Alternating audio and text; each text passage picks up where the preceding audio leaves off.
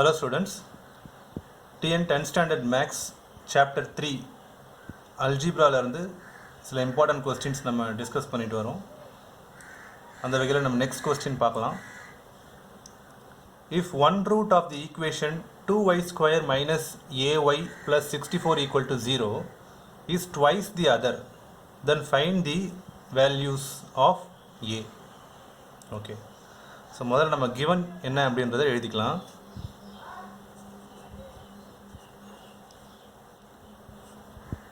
given வந்து quadratic equation கொடுத்துருக்காங்க, so அதை எழுதிக்கலாம். 2y square minus ay plus 64 equal to 0. So given equation is a quadratic equation in the variable y அப்படின்றதுனால quadratic equation அப்படின்னால நமக்கு என்ன தெரியும், கண்டிப்பாக வந்து it will have two roots அப்படின்றது நமக்கு தெரியும். ஏன் அப்படின்னா the highest degree of the equation is 2, அதனால் கண்டிப்பாக 2 ரூட்ஸ் இருக்கும். 3ன்னு இருந்ததுன்னா 3 ரூட்ஸ் இருக்க போகுது. டிகிரி n இருந்ததுன்னா it will have n roots. இதுதான் பேசிக் கான்செப்ட். ஸோ இப்போ நம்ம குவாட்ரட்டிக் ஈக்குவேஷன் டாபிக் படிக்கிறதுனால நமக்கு வந்து வரக்கூடிய ஈக்குவேஷன்ஸ் எல்லாமே வில் பி ஆஃப் டிகிரி 2 தான். So definitely all of them will have 2 solutions. Okay, அதில் ஒரு ரூட்டுன்றது சொல்யூஷன் சொல்லலாம், இல்லை ரூட்டுன்னு சொல்லிக்கலாம். சரிங்களா? இப்போ பாருங்கள், one root of the equation is twice the other அப்படின்றாங்க. ஓகே, நம்ம வந்து அந்த ரூட்ஸ்க்கு வந்து நம்ம நேமிங் ஒன்று கொடுத்துக்கலாம். Let the roots of the given quadratic equation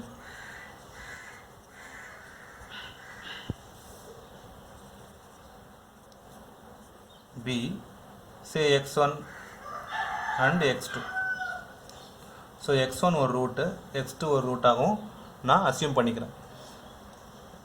alpha and beta கூட நீங்கள் அசியூம் பண்ணிக்கலாம், இல்லை ஏ அண்ட் பி அசியூம் பண்ணிக்கலாம். பட் இங்கே ஆல்ரெடி ஏன்னு இருக்கிறதுனால திருப்பி இங்கே ஏன்னு போட்டிங்கன்னா அது கிளாஷ் ஆகும், நிறைய மிஸ்டேக்ஸ் பண்ணுறதுக்கு வாய்ப்பு இருக்குது. ஸோ இங்கே என்ன வேரியபிள் இருக்கோ அதை தவிர மற்ற வேரியபிள்ஸ் நீங்கள் யூஸ் பண்ணிக்கலாம். சரிங்களா? அதே மாதிரி most of the students commit பண்ணுற மிஸ்டேக்ஸ் என்ன அப்படின்னா, ஆல்ஃபா பீட்டான் அப்படின்னு பார்த்தாலே அது வந்து ஆல்ஃபா வந்து one of the roots of the quadratic equation, beta வந்து another root of the quadratic equation சொல்லி அசியூம் பண்ணிடுறாங்க அவங்களே. அப்படி கிடையாது. Alpha is just a variable and beta is just another variable. கொஸ்டினில் வந்து alpha and beta are the roots of the quadratic equation கொடுத்தா மட்டும்தான் நீங்கள் அந்த அசம்ஷனை பேஸ் பண்ணி கொஸ்டினை சால்வ் பண்ணணும். புரியுதுங்களா? சிம்பிளி வந்து ஆல்ஃபா அண்ட் பீட்டா நம்ம எங்கே பார்த்தோன்னு வந்து அது they are meant to be roots of the quadratic equation சொல்லி நம்ம பிளைண்டாக அசியூம் பண்ண முடியாது, அசியூம் பண்ணக்கூடாது. ஞாபகம் வச்சுக்கோங்க. கொஸ்டினில் அவங்க கொடுத்துருக்காங்க alpha and beta are the roots of the equation கொடுத்தாங்கன்னா அப்போ வந்து okay alpha is root, beta is another ரூட்னு சொல்லி நம்ம அசியூம் பண்ணி ப்ரொசீட் பண்ணலாம். இது ஞாபகம் வச்சுக்கோங்க. ஓகே ஓகே இப்போ இந்த கொஸ்டினில் let the roots of the given quadratic equation be x1 and x2 சொல்லி நான் அசியூம் பண்ணியிருக்கேன். அதில் என்ன சொல்லியிருக்காங்க, one root of the equation is twice the other அப்படின்றாங்க. சப்போஸ் அந்த ஒன் ரூட் அப்படின்றத நான் x1 சொல்லி அசியூம் பண்ணிக்கிறேன். So x1 is equal to இஸ்க்கு பதிலாக நம்ம மேத்தமெட்டிக்கலாக என்னன்னு சொல்லி ட்ரான்ஸ்லேட் ஆகுது, ஈக்குவல் டு சிம்பிள் ட்ரான்ஸ்லேட் ஆகுது. சில சமயம் பார்த்தீங்கன்னா கொஸ்டின்லேயே இஸ் ஈக்குவல் டுன்னு கொடுத்துருப்பாங்க, அப்போ டேரெக்டாக ஈக்குவல் டுன்னு போடலாம். சில சமயம் இந்த வேர்டிங்ஸை பேஸ் பண்ணி நம்ம மேத்தமெட்டிக்கல் ஈக்குவேஷன் என்ன வரும், என்ன சிம்பிள் வரும் அப்படின்றத நம்ம டிசைட் பண்ணலாம். இப்போ பாருங்கள், if one root is twice the other, one ரூட்ன்றது x1, இஸ் அப்படின்றது equal to simple is equal to twice the other, ட்வைஸ்னா 2 மடங்கு. ஸோ ட்வைஸ் தி அதர்னா தி அதர் ரூட்டுன்னு அர்த்தம். ட்வைஸ் தி அதர் அப்படின்னா the other root, other root என்ன x2. So twice the அதர்னா 2 டைம்ஸ் x2 அப்படின்னு சொல்கிறாங்க. ஸோ இதுதான் இந்த கண்டிஷன். ஓகே, இப்படி இருக்கிற பட்சத்தில் ஃபைண்ட் தி வேல்யூஸ் ஆஃப் ஏ அப்படின்னு சொல்லி கேட்டிருக்காங்க. இந்த ப்ராக்கெட்டில் ஏன் இந்த எஸ் போடுறாங்க அப்படின்னா இதுக்கு என்ன மீனிங் அப்படின்னா there could be one single value of a. அதாவது இந்த எஸ் இல்லாமல் நீங்கள் படிச்சிங்கன்னா ஜஸ்ட் வேல்யூ ஆஃப் ஏன்ற மாதிரி படிப்பீங்க. அந்த ஒரு வேல்யூ மட்டுமே இருக்கலாம், அப்படி இல்லைனா more then one values may also be possible அப்படின்றது தான் இதுக்கான மீனிங். சரி, இப்போ x1 equal to 2x2 relation கொஸ்டினில் கொடுத்துருக்காங்க. ஸோ அதை நம்ம தனியாக எடுத்து எழுதியிருக்கோம். ஓகே, இப்போ கிவன் குவாட்ரட்டிக் ஈக்குவேஷனுக்கு நமக்கு வந்து general form of quadratic equation நமக்கு தெரியும், ax square plus bx plus c equal to 0 அப்படின்னா இதுக்கு சம் ஆஃப் தி ரூட்ஸ் என்ன வரும், நம்ம ஆல்ரெடி படிச்சிருக்கோம், is equal to minus b by ஏன்னு படிச்சிருக்கோம். அதே மாதிரி ப்ராடக்ட் ஆஃப் தி ரூட்ஸ் என்ன வரும், c பை a அப்படின்னு சொல்லி படிச்சிருக்கோம். அதாவது ax² + bx + c = 0 அப்படின்ற இந்த ஃபார்மில் ஒரு குவாட்ரேட்டிக் ஈக்குவேஷன் நம்மளுக்கு கொடுத்துருக்காங்க அப்படின்னா அப்போ அந்த ஈக்குவேஷனுக்கு 2 ரூட்ஸ் வரப்போகுது. அந்த 2 ரூட்ஸோட சம் வந்து -b/aன்னு சொல்லி வரும். மைனஸ் பின்றது கோஎஃபிஷியன்ட் ஆஃப் எக்ஸ், அந்த பி தான் இங்கே போட்டிருக்கோம். டிவைடட் பை ஏன்றது கோஎஃபிஷியன்ட் ஆஃப் எக்ஸ் ஸ்கொயர், அந்த ஏ தான் இங்கே போட்டிருக்கோம். அதே மாதிரி ப்ராடக்ட் ஆஃப் த ரூட்ஸ் என்ன வரும் அப்படின்னா சி டிவைடட் பை இந்த a. So constant term c divided by coefficient of x square a. இதுதான் நம்ம ஃபார்முலா, நீங்கள் ஆல்ரெடி படிச்சிருப்பீங்க. ஸோ இதை நம்ம இங்கே அப்ளை பண்ணலாம். இங்கே பாருங்கள், இந்த ஈக்குவேஷனில் ரூட்ஸ் வந்து x1 அண்ட் x2ன்னு சொல்லி நம்ம அசியூம் பண்ணியிருக்கோம். ஸோ இந்த கொஸ்டினை பொறுத்த வரைக்கும் sum of roots அப்படின்னா x1 and x2 are the roots அப்படின்றதுனால sum of the roots will be equal to x1 plus x2. சரிங்களா? So this is equal to இன்னொரு கண்டிஷன் கொடுத்துருக்காங்க, x1 is equal to 2 into x2. அப்போ இங்கே x1 இருக்கிற இடத்துல 2 into x2, 2x2 நம்ம substitute பண்ணுறோம். ப்ளஸ் ஆல்ரெடி இருக்குது ஒரு x2. So this is equal to 2x2 plus x2 is 3x2. So இதுதான் வந்து sum of the roots. So sum of the roots is 3x2. apart from this, given quadratic equationல sum of the roots என்ன வரும், இந்த formula use பண்ணி -b/a அப்படின்னு சொல்லி தெரியும் நமக்கு. So also from the given quadratic equation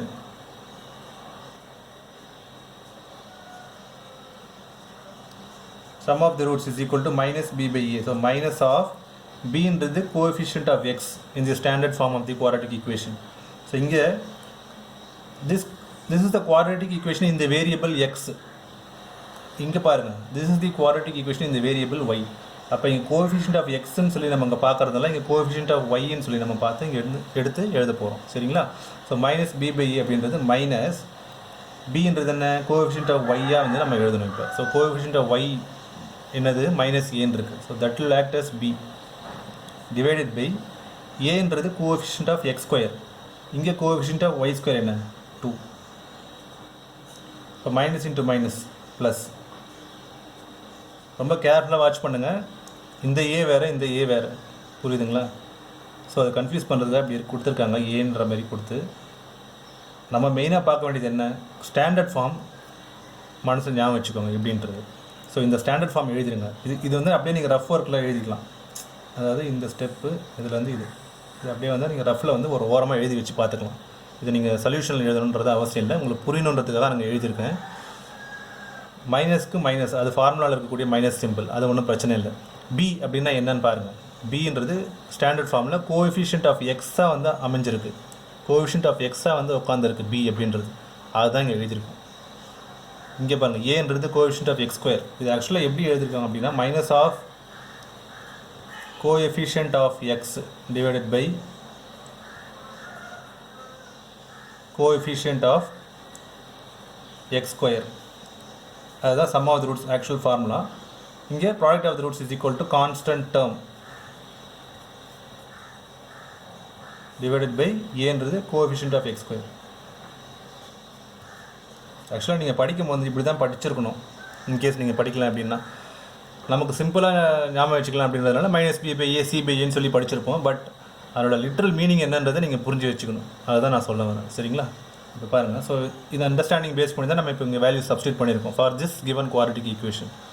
next இப்போ பாருங்கள், சம் ஆஃப் தி ரூட்ஸ் நம்ம இங்கே ஆல்ரெடி எழுதியிருக்கோம் 3x2. இங்கேயும் பாருங்கள், sum of the roots for the given quadratic equation வந்து a/2ன்னு சொல்லி எழுதியிருக்கோம்.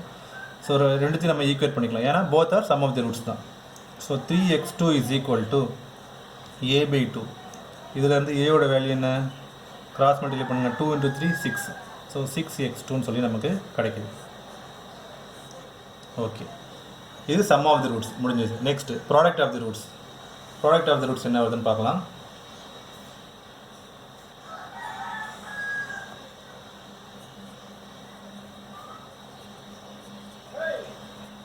Product of the roots is equal to constant term by coefficient of x square. Constant term என்ன இருக்குது குவாட்ரேட்டிக் ஈக்குவேஷனில் 64 இருக்குது. Divided by coefficient of x square என்னது, அப்போ இங்கே கோஎஃபிஷியன்ட் ஆஃப் ஒய் ஸ்கொயர் பார்க்குறோம், ஏன்னா this is quadratic in y. So coefficient of y square வந்து 2. ஸோ கேன்சல் பண்ணிங்கன்னா 32 கிடைக்கும். Also product of roots is equal to, நம்ம ஆல்ரெடி அசியூம் பண்ணியிருக்கோம், let the roots of the given quadratic equation be x1 and x2. இப்போ ப்ராடக்ட்னா just multiply பண்ண போகிறோம். So product of the ரூட்ஸ்னால் x1 into x2ன்றது. So x1 into x2. Also x1 is equal to 2x2, அதை இங்கே substitute பண்ணலாம். So x1 இருக்க வேண்டிய இடத்துல 2x2 சப்ஸ்டியூட் பண்ணுறோம் இன்ட்டு இந்த x2. So this is equal to 2 into x2 square. சரிங்களா? இப்போ பாருங்கள், இதுவும் ப்ராடக்ட் ஆஃப் த ரூட்ஸ் தான், இதுவும் ப்ராடக்ட் ஆஃப் த ரூட்ஸ் தான். ஸோ ரெண்டு ஈக்குவேட் பண்ணுறோம். So 2x2 square is equal to 32. So cancel பண்ணிங்க அப்படின்னா x2 square will be equal to, பாருங்கள் 32/2ன்னு எழுதுங்க, கேன்சல் அவுட் பண்ணுங்கள், 16 வரும். So x2 square equal to 16, taking square root on both sides, x2 is equal to plus or minus square root of 16, that is equal to plus or minus 4. இப்போ பாருங்கள், x2ஓட value 4ன்னு ஒரு value வருது, அப்புறம் -4ன்னு சொல்லி ஒரு value வருது, +4 and -4. சரிங்களா? இப்போ நான் இங்கே கண்டினியூ பண்ணுறேன்.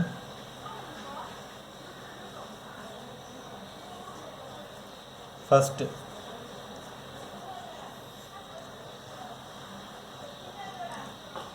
when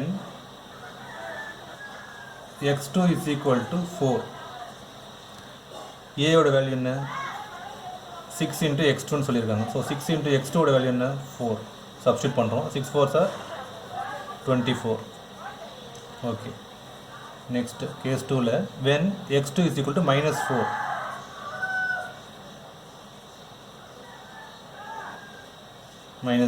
a ஓட வேல்யூ 6 into x2.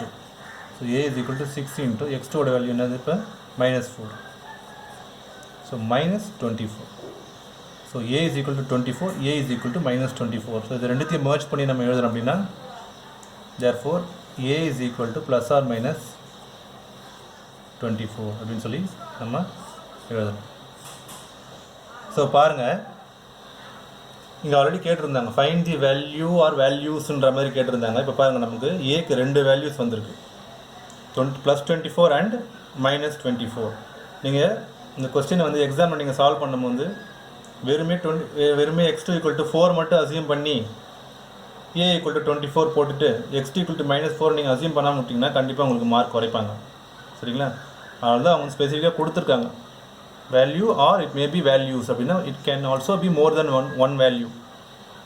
இப்போ இங்கே பார்த்தீங்க அப்படின்னா நம்ம சால்வ் பண்ணி ஃபைனலாக நமக்கு கிடைச்ச வேல்யூ பார்த்தீங்கன்னா for a we have got 2 values. ஒன்று வந்து +24, the other one is -24. So ரெண்டுமே வந்து நம்ம எடுத்து எழுதினா தான் we will get full marks. புரியுதுங்களா?